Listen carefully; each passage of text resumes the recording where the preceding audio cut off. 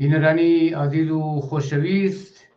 لە خدمەتانان بۆ پێشکەشکردنی ئاخرین بەشی بەرنامەی و خەوتوی تەلەڤیزیۆنی پەرتۆ. لەم بەشە لە بەرنامە هاوڕێ ئیسماعیلی وەیسی ئەندامی کۆمیتەی کوردستانی حیزب حکمەتی ئیسمان لەگەڵا وتوێژەکەین سەبارەت بە گاڵتەجاری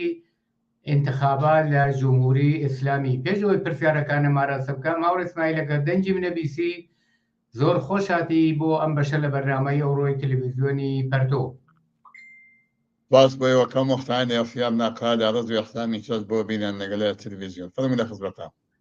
سپاس بۆ تۆش هەوڕێ ئیسماعیل. هەروەکو ئاگاداری لە ئێرانە لەژێر حاکمیەتی جمهوری ئیسلامیە کە هیچ ئازادیەک بۆ هیچ جەریان و ئەحزاب و غەیری خودی چوارچێوەی خودی حکوومەتی جمهوری ئیسلامی هیچ ڕەوزەنەیەک وجودی نییە و هەر چەند وەخجارێک یا 4 ساڵجارێک مەسەلە و کارنەواڵێک وەڕێ خەنمە بەناو مەسحەکە و گاڵتەجاری انتخابات کە لە ئەسفەندبانگا لە 11 ئەسفەندا بەرگوزارە بەیانی حدودی مانگێک و چەند ڕۆژی تر کلەن ئەوزاعی سیاسی و فەزای سیاسی جامعەیەوە چۆن یەبینن بە تایبەت لەم دەورەدا و فکرەکەی خەڵک لە چاپ ئادێک لەم دەورەدا مشەخەزە چنە پای بەیسلا سندوقەکانی ڕێی و تاوجێگای من حضور زێنم بێگوایە بێ 290 نوێنەری دزی لە ئیدامەی 43 ساڵ جەنایەت و تعرض بە مەعیشەت و ژیانی خەڵک بە ئیسلاح هەڵبژێرن. فەزا چۆنە بینی کولەن لەم دەورەدا؟ بەڵێ دەستان خۆش بێت. سپاس مجدد. بڵوانە هەنگوا کە تەوزیحدا ئەو شتێکە مەسەن لە ئەوڵەوە مەسایلی پیاوە چەند ساڵجارێکان بەناو مەسحەکەی نمایشێکی بەئیسڵا مەسخەرە ئەخەنە ڕێگاتەوە ئەنوانە مەسەلەی انتخابات کە ئێوەی شایەتان بکەن هیچ نەوە ڕەوزەنەیەک بێسا بۆ بەیان ئازادی ئەفکار عەقیدە قەڵەم فعالیت سیاسی و ئەحزاب و جەریاناتی کە بێسا بە عەلەی موجودیت جمهوریەتی ئیسلامی لە جامعە وجودی نییە و ئەوەی کە خەنە ڕێگا بێسڵا گاڵتەجارن مەسحەکەس و تەواتەرەشیانەوەسەکە بە شێوەهای متفاوت کە تەرفەنهای بەخەرجا بدەن کە بتوانن بەنەوەیەک مەشروعیەت بەخۆیان لە ئەفکار عمومی جامعە و بەنەوەی بەسڵا بۆ سەرکوتکردن مخالفین لە مەرحەلەی وەڵا کە مەسەن لە داخل خودی ئێرانە و مەشروعیەتی بدەن بەخۆیان کە بێسا بڵێ ئەوە مێسا ئێمە نمایندەی مردمی و مردم ئێمە انتخاب کردومانە مەکانیزمەکەی کە لە واقع ئەمە نە انتخاباتە و نە مەکانیزمێکی بێسا ئازادانە وجودی است و سلفە دەتوانێت کە بێژین کە نمایشێکی مەسخەرە ئامیزە کە هەم لە خود مردمی ئێران و لە خود بێسا کل لە مودەستگای حاکمیت جمهوری ئیسلامی کە بێسڵا جەناحەیە متفاوتی ئەوەی کا لە حاکمیێتەوەی کە بنەوەی کە لە حاشیە بێسا حاکمیێتەوە وێساگا و ئەوەی کە مەسەن بە شێوەهای متفاوت کە لە ماوەی ئەم 45 ساڵە کە تلاشیان کە بێسا لە تەثبیت و حفظ تەثبیت جمهوری ئیسلامیە کە بتوانین جمهوری ئیسلامی بەقای حیز بێتوان دەور و نەخشیانیشیان کە بێسا مەسخەرێکی واقعیە. بەڵام ئەوزا ئەحواڵەکە ڕوبەدنیاش وایە کە کل هەم دووەلێ بێسا دنیای ەزانن وەکل لە ئەوانەیە کە بێسڵا کە لەسەر دنیاە کە بێسڵا مەجموعە مەسائل ئەوزا ئەحواڵ جامعە ئێران تاقیبە کردومانە ئاگای نەسەر قەزیە مەسەن بۆ نمونەیە کە مەسەن فەسکەین حکوومەتی کە لە ساڵ گذشتە ساڵ 2023 کە مەسەن 745 نەفەری ئیعدام کردگا یان لە ڕۆژێکا 2 نەفەر فەتی ئیعدام کرد ولا تبقى آخر أمانيك لبنك زشتا ديمانا نود نفري عدم كذا أو كدرزي كسبره أو كمثلا بيصل لخفوا وقع شاخي وكبسا نانيش كجلس كاتب لهم جلوشتانا قتل عمياك وما أنا أمك زين وأنا مثلا نود نفر يعني شو حسابك لما إنك روجي سيفين عدم كذا وهذا بالدوام أنا كشتانك أما هم أفكار أمي دنياية ما زانت وهم خذ بيصل مداخلنا ما زانت نمونه هایکی مشخص که مثلا بین وسایل احوال که مثلا این ایسل بگذاریم که لماوی هاتن مثلا 45 سال یا همیشه واسه کی ناجور به جامعه ایران و وقتا اعتراضاتی که ل 96 ندیمان و شو که دست فکر دوای بیتوا متعاقب وانه که مثلا 97 دوای بیتوا 98 و جمهوری اسلامی سیدان بنیشا بصابة قتل عام كلهم مثلا 1500 في ابد ما 98 تا کشت وخامنيات أصلا إعلامي كيف وتي أم حركة كانت سمعان تنيك في الوشيان لكن الموجودة الجمهورية الإسلامية أمريكا سازبان يافتز وشي ويابي هزار بانسنا فريان كشت وديهم يصير هزار نفريان حدوداً 12 نفريان يصير زخمي كد هزار نفريان أسيكل لسيا شالكان يعني وإيسيشا وتبقى آخر أمريكا بيرا كبلاو وزوا نونا في المعترضين أو دورانا كمثلا هيشتا كإعدام يعني كرجا وبشتيها نجتري إعداما أمينيز وجواي المسألة كمثلا تواشاكي خيرش انقلابي هزار شو شغله هزار شو عصبية كبيصاكا جينا يا مساء أمينيا كلا دترانا كشلو منا كتواشاكي أصلا شو وزير دستاتي أنا تبروا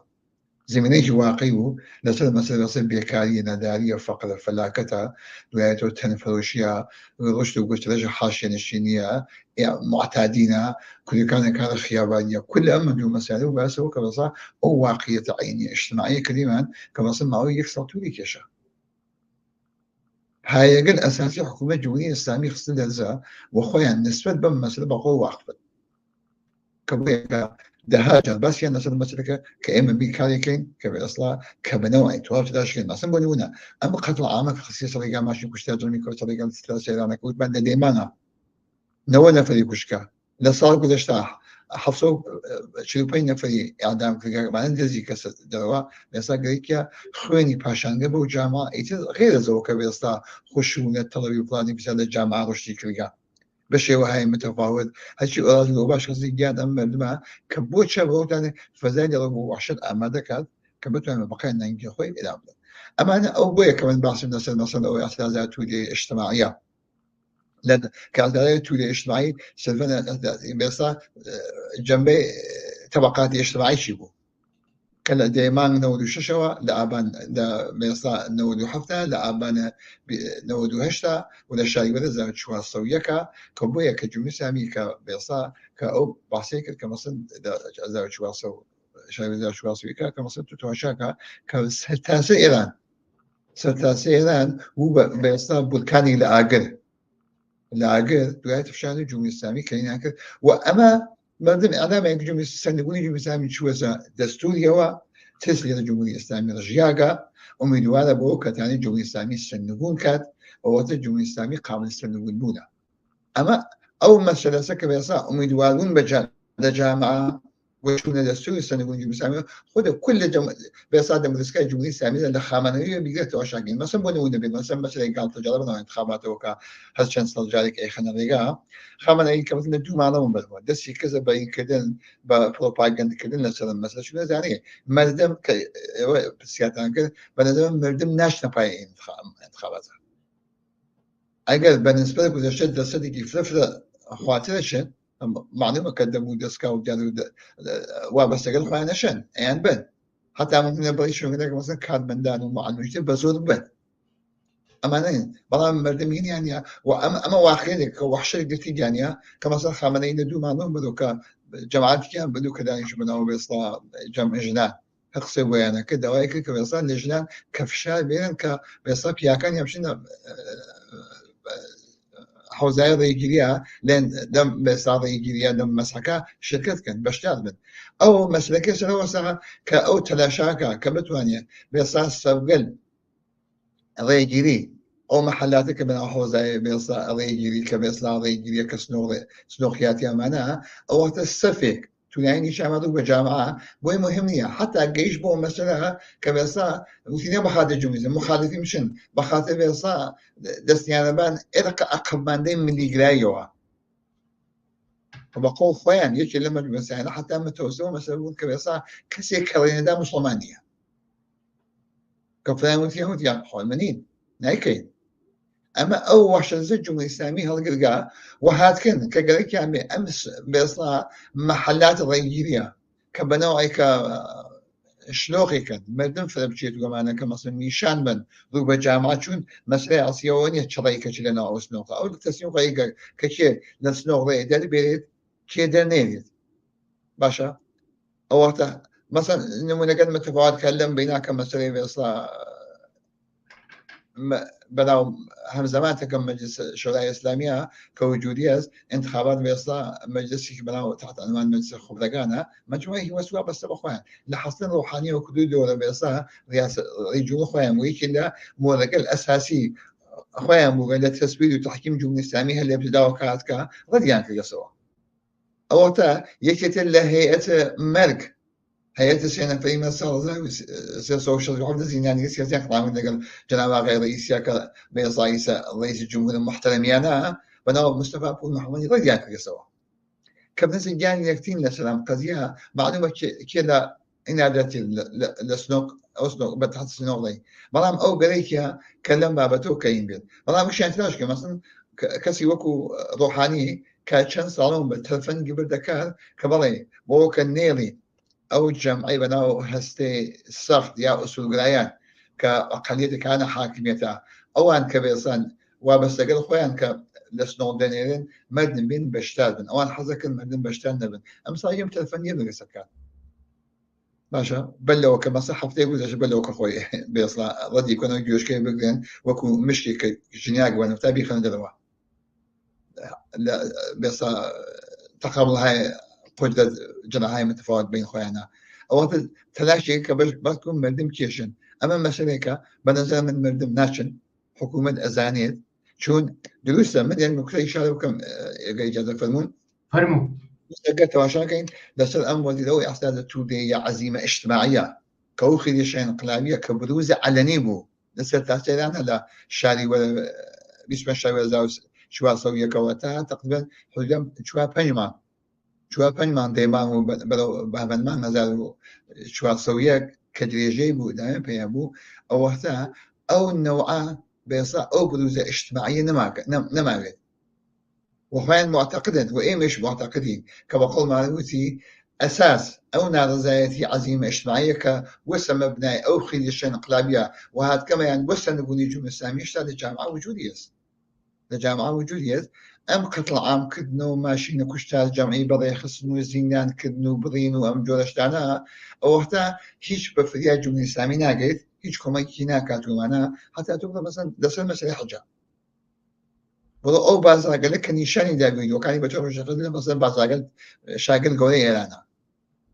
كان يشاني دا أو بازاقل متفاوت بيصات تفرع وشكل مثلا شنو يكون تعلنا كبشي تواشاقي أصلا حجاب أمانة الجمهورية الإسلامية زانيت وبالأساس أم بيصات نار زايتية عميق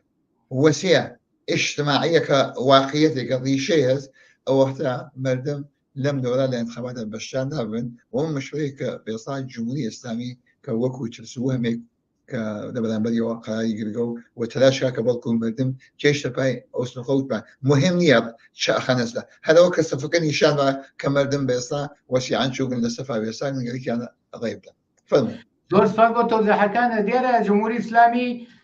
لا هیچ شتێک بەرحاڵ بۆەوەی بە ئەفکاری عمومی دنیای نیشان بدا هەموو شانتاژێک و هەموو شتێکەکە بە تەریقی فیلم و سەف و شتەکانی دەورەکانی پێشوو قەتەنە و کاراکەن بەڵام هەر لە سەشۆڵان ئاگادارین سەرانی سەرەوەی ڕژیم تا ئاگاتە خوارەوە تەلاشەکەن کە بتوانن خەڵک زۆر بەسیچکەن چون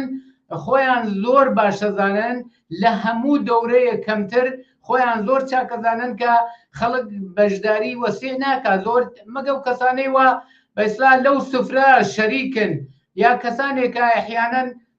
دەرسەدێک بلاخەرە متەوەهمن پیان وابێ بازم دەکرێت جمهوری ئیسلامی تەغییر بکات بەرحەڵ سەرانی ڕیز و دروشتی تەلاشەکەن کە خەڵک بێنە پای انتخابات عەلا ڕەغمی ئەوەی ئەدامانەی کە ئەیکات و ماشێنی کوشتارەکەی لە کار نەکەوتووە بۆ زاڵەترەکردن و چاوترسێنی کۆمەلگا ئەمێ ئەدامانە هەرەکە بەڵام فەزای بەیسا سیاسی و بەیزا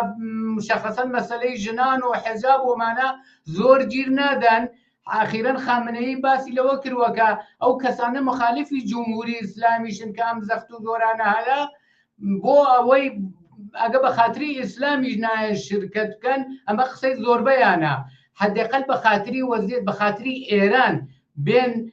شرکت بکەن کە ئەو شتە هەمیشە ئیدعاکەن ئەگەر دەڵێن جمهوری ئیسلامی نەمێنێ ئەمنێتی خەڵکیش نامێنێ هۆی نائەمنی کۆمەلگای ئێران خودی جمهوری ئیسلامیە چ بە لەحاظی اقتصادی و چ بە لەحاظی سیاسی و بە هەموو جەهەتێک و خەڵک ئەمە لە تەی 43 ساڵی ڕابردووە بە تەجربە پیان ثابت بووە کە هیچ ئەگەر بچنە پای انتخاباتیش بەغەیری ئەوەی کە دووبارە ئەم ماشێنی کوشت و کوشتارە خۆیان بەدەستی خۆیان حەدادیەکەن بۆ کوشتنی جوانان و لاوانی ئەو کۆمەلگا بۆ خەفەکردنی هەر نەو ڕەوزەنەیەکی ئازادی خوازی و بەرابەری تەڵەب باتەوەزێ بەم فەزا کە تۆژی شارەت پێکرد لە 1401 دوای مەرگی ژینا کە ئەم کەفو و کوڵ و ئەترازە وەسیعە لە کۆمەلگایە هاتە مەیدان و بە قەولی تۆژی شارەت پێکرد و ئاگادارین کە تۆزێ فروکەشی کردووە بەڵام وەکو ئاورێک ژێری ئەم خۆڵی ئاوئاینا سکڵا ئاورە و ئەم مەسەلەی انتخاباتە ئەتوانێت ئەمە بڵێسە پێ بدا ئەمە بگەشێنێتەوە کە خەڵک بتوانن تعینی تەکلیف لەگەڵ جمهوری ئیسلامی بکەن و نەچنە پای مەسحەکەی انتخاباتەکەی کولەن پێ وایە باتەوە جێ بەم فەزا بێڕەونەخترین دەورانی انتخاباتی جمهوری ئیسلامی نابێت. والله من دوو نکتە ئیشارە پێکەم تاکید لەسەرم قسەی ئاخرتووە لەسەرم وەزیەتە بە نەزەر من ئەم دەورەی بە ئێسڵاکە 11 ئەسفەندە دوونەوە لە مەسحەکە بۆ مەسەلەی بە ئێسڵا ئەقەماندەگە بنەوە خوبرەگان و بە ئێستا مەجلس ئیسلامی کە قسەیان سەرێگا بە نەزەر من یەکی لە خاڵیترین دەورانهایی کە بە ئێستا بۆ مەسەلەی محەلهای بە ئێستا ئەخزڕەی یا سنۆڕەیەکانی کە دانیا بۆ جۆرەشتانە ئەمە واقعیەتێکە کە بەنابە ئەو نکاتی کە ئیشارەمان پێکرد کە بەتایبەت اعتراضات بێسا خیزیش انقلابی 1401 بە دووە کە وەتیات و جۆرەشتانە و اعتراضێکی هەدە بەیەنە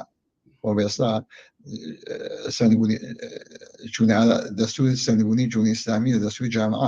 جامعەی کە بێسا متشەکڵتر و سازمان یافتەوە بە ئیسلا بتجربة لەم قضیە قطعا ناچن لەم مەسەلە بەشار نابن دەتەکتووە ئەو تەوزیحاتێتەوە هەم بێسڵا كل ئەم پرۆپاگەندە و ئەم جۆرەشتانە کە مەسەڵەن حتا کە مەسەن کە متەوەسل بوون بە عێرق ئەقەبانەی بێسا مەذهبی ملی کە من ئیشارە پێکرد کە مەسەن بەسەر ئەم قضیە کە بتوانێت ئەقەماندگی ئەفکار ئەمی بێسا ئەقەماندەی ئەو جامعە قشر ئەقەماندەی و جامعە بەسیج کات بێسا مەسەن ناسیۆنالیتای ئفراتی جودانە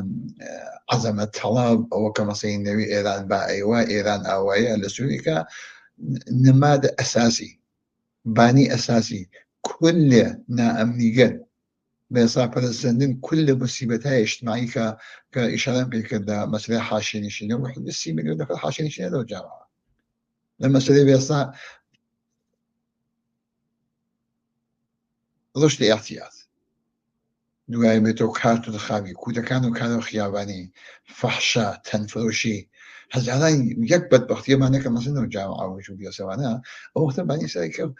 ئەمانەکشی نائەمنی لە جامعە وەختێ دایک لە جامعەی کە مەسەلەن برسیەتی بێت نائەمنی وجودی وەختێ پەرادەی بۆ مسئول اجتماعیە خۆ معلوم مەسەلەن خشونەت تەڵەبی خشونەت لەو جامعە وجودی هەست وقتی خشونت جامعه موجوده ناامنی نمیرد ناامنیه به نظر من موجودیت جمهوری اسلامی خود ناامنه و هیچ جمهوری اسلامی بعد بنی وسیل لكل جامعیتها باشه به نظر زندگی من او جامعه که بقول یادوتی که بتوانید به تو سازمان یافته هدف من حکومتی که مدرن سکولار ایمروژی آزادی خبری طلبان تحت البيضاء رهبری حزبی سیاسی کمونیستی کبیره تسرکات آزادی و بەرابەری ڕفاه عمومی بۆ جامعە تەزمیکات جامعەیەکی ئەمنە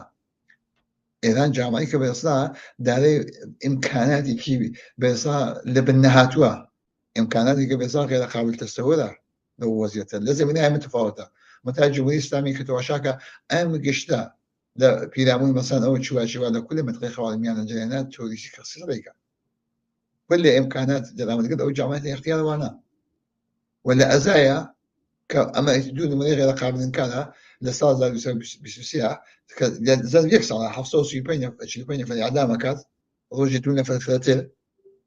أو حتى لديمانها ديمان بزشتا هم ديمان هذا شو عصر دوا أو حتى نودنا في الإعدام كل قاعد رجع 3 نفر مش كوايدنا أمنية جمهورية إسلامية جمهورية إسلامية نتواني رفاه وآسايش وأمنية وآزادي تأمين كابو جامعة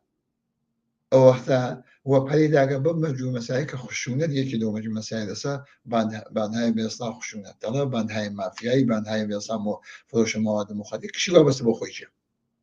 تا أم بتوانيت بقول ياوتي أجلسوا دخبة دنياك بوجود بيت أو وقتها شو زين شونا بس يتيدان بجامعة بس يتيدان بالجامعة بحقوق الشريعة البشرية ودي يك مثلا مشخص دخل بالي كام يشتغل جامعة وتم على الرغم أو تلاشى جمهورية كجامعة بنوعي عملا بين مستأصل كان أمريكا بلان احترازات بيصلا كان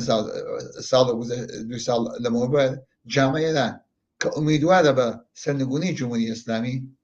نيتواني كجامعة بدو أو شو نسول ذاك أخوة غريكيا وبيصلا وهل أمام مشكلة جديد وساتي كو خلق بس جاني وەکو بێستا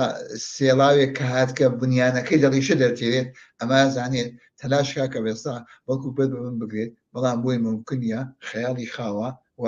چون مەردەم وتمان بەو وەدیو تەسمیە کە ئومیدوارن وە ممکنە جمهوریە ئیسلامی سنووە و بێستا تسیان موجودیت جمهوریە ئیسلامی بخوایە و چون لەسا بێستا بۆ پێی ئەو مەسۆکە جمهوریە ئیسلامی بەطور هەدەفمەند و سازمان یافتەین کەن و یەکێ لە مشکلات نەک جمهوریە ئیسلامی كل جمش راسي بتول واقعي أما سلسلة وبيا تلاشى كان تكسباي باستانا ذي كون أمام كان وكان كبيصا بلبا رشتو قسترش وقت أمق فيا كردن وساز من يافت بونوي كبيصا أم جمش انقلابية كو هذا جامعة بسنبوني الجمهورية الإسلامي كأوان بتوان بنوعي بلي بيبكرن ونساي كنوا كجمهورية الإسلامي بشبك السنبوني انقلابي سنقول نبي منافع الله يشوف لك في خطر أما هو مسألة جدية كل برجوات لأن لحاكميتها أو هيك أوبوزيشن أو هيك لحاكميتها وكل بس إسلام سياسي أما زان كسنقول يجوا من الإسلامي لو وزيتها زان ككل إسلام سياسي لو كل منطقة هنا خاورم يعني الدنيا خاطئين أو خاطئ حاشية. زۆر سوال بۆ تۆ داکان 4-5 دقەمان وەخت ماوە حەزەکەم پرسیارێکی تر بکەم عەلا ڕەغمی تەلاشی جمهوریە ئیسلامی لەسەرەوە بۆ خوارەوەکەوەی بیانەوێ خەڵک بچێسنە پای بە ئیسلا سندوقای ڕێیۆمانە لایەکی تریشەوە شایدی ئەوە هەین دوی خوردادیەکان ئەوانەی وان لەو سفرەیە بەشدار نین بە هەر دەلیلێ دەرکران لاچوون بێبەش کران مەحروم کران و بەئێستا زاهرەن بنفي كوملغا خليك القساكن ودج بجمهورية إسلامي هلا أحمدي نژاد وبكلا كتيري خلازن بو هشتال رئيس جمهوري أو مملكة بو مشخصا خطاب بخامنية لي إسلامي كتوي دعايكي من أو إسلامنيم إيوه خطي سورتان رد كروا قوال خامنية كتويا هركز نيتا باي انتخاباتي جمهوري إسلامي مسلمان نية أحمدي نژادي دور راحت لي أو إسلامي كتوي دعاية وجمهوري إسلامي تالعا نشاني داوا من أو إسلامنيم وأو كومالغازا وإسلامنيا منذ ما أمانش تلاشا كان كديشتك أو ندروسنا أو ندرونا يقدر سد أميدو أويك خلق شاوروانيا وكان كجمهوري إسلامي هل ببجيرنو نازانم انتخابي بكانوا بيان وابا اتفاق جيانيانا الرؤدا يقدر سدي جم إمكانية بلشة بمكارا أجر قرار بدرسدي كيشنا باي أم صندوق الريانا دوباره جمهوري إسلامي بو حدادي كردن وآماده كردني أما شيني وخطر وكشتار وهجاري وبرسيتي بم كوملغا تحميلك أما تنيا قسيني كيما يدعاكين أما السابقي 43 سال جمهوري إسلامي بتكتكي 85 مليوني خلشي أو كوملغا نشان داوا آية الدليل لمرو شنتر هلا أو خلقا واقعا يقدر سدو درصد 5 درصد جنتنا باي أم مسحكه وكارنوالي انتخاباتا أوي كدو نسنو دوايسي اتفاقي كبه ومسألة كترة بلام آية أم أركو وظائفة أما كم ترين توقعنية لو خلق آزادي خوازك شاهدي 33 سال مبارزة دج بجمهور إسلامي أما كم ترين توقعنية كنسنا باي صندوق كاني جمهور إسلامي وكيشي بدن وبهمي بدن فنزمن أزعني شو أواني كمثلا لأحمدي نژاد ويات فاهم تفاوت يعني هات كباح دولة سراكات ومعناها أواني هيش وقت خوازية لوني كمثلا جامعي كي بيصلا آزادي خال حكومتي آزادي خال كبير بيصلا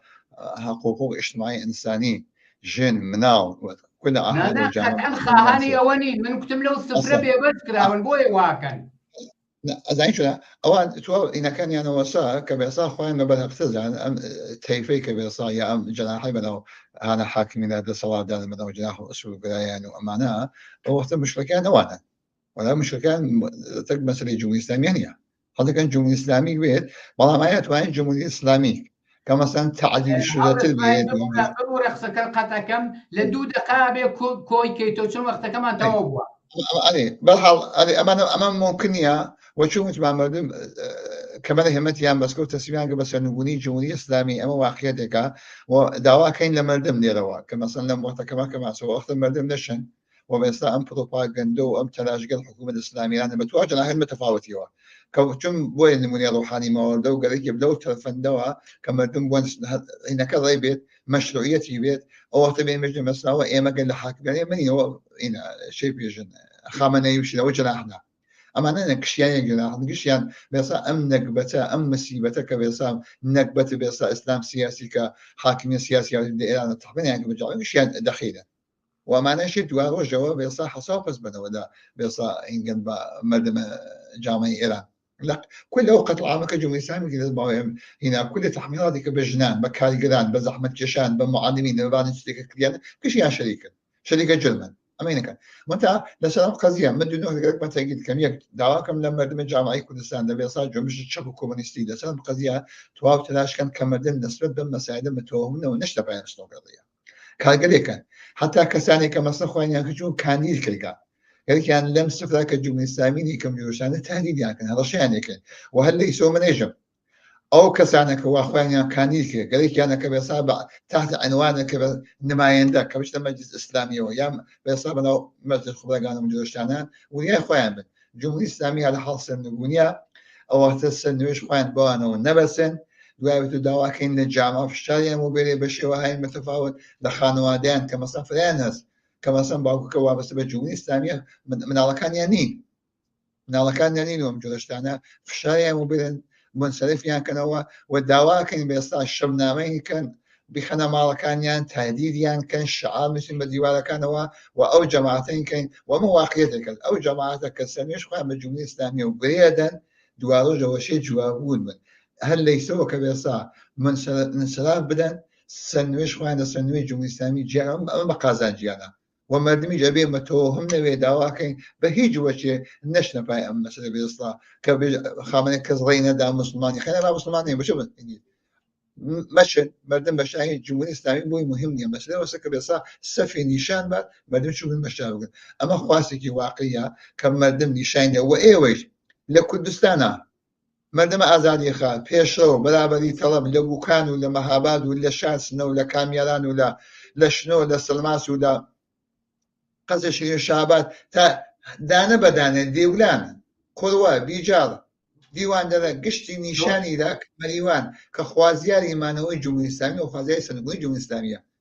وأشياء أما لأم مثلا انعكاسك عملي بياكا وبهيج وجه مردم نشن بشتانا بن وأوانك أخوانيا كان يكيكا باش ثلاث نوبي خوان مردم منصرف يعني كاتوا وإيه مش داوانك منصرفه ونبدأه بزريان توابت زور سپاس هاور اسماعیل بحثەکە مهمە پرسیاریشم زۆر بوو بەڵام وەختە کەمان بە آخر گەیشتەوە هیوادارم توان لە بەرنامەکانی داهاتووە گە فرسەت ببێ سەبارەت بە مەسەلە قسە و باسی زیاتر بکەین زۆر سپاس بۆ تۆمارەکان بۆ بەشداری لەم بەشە لە بەرنامەی ئەوڕۆی تەلەڤیزیۆنی پەرتۆدا سپاس بۆیەوەش سپاس بینەرانی عەزیز و خۆشەویست بەم جۆرە هاتینە کۆتایی بەرنامەی خەوتوی تەلەڤیزیۆنی پەرتۆ لە هەر جۆهان ساخی و سڵامەتیتان ئارەزوومانە شاد و سەرکەوتوو بن